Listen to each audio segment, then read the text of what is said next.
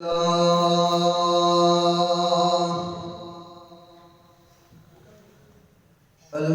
لله العلي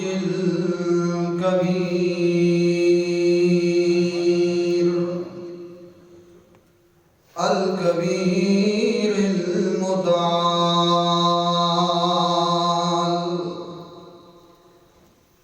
الحمد لله الذي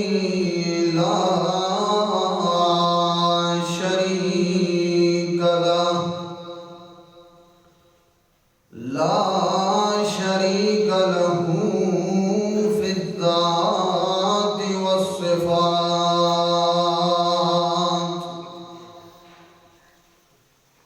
والصلاة والسلام على من أرسل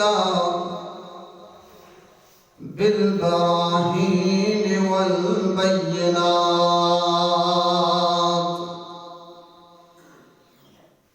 وعلى آله وأصحابه وأهل بيته الطيبين الطاهرات.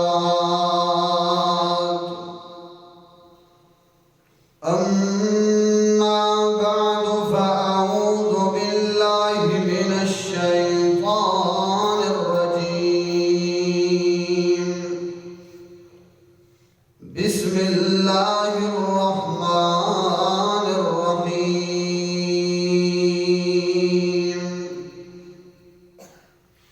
قل يا أهل الكتاب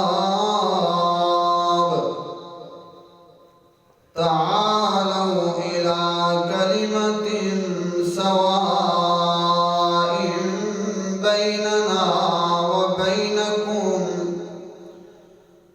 ألا نعبد إلا الله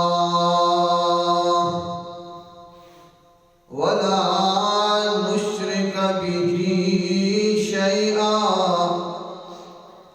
ولا يتخذ بعضنا بعضا أربابا من دون الله. سبحان ربك رب العزة عما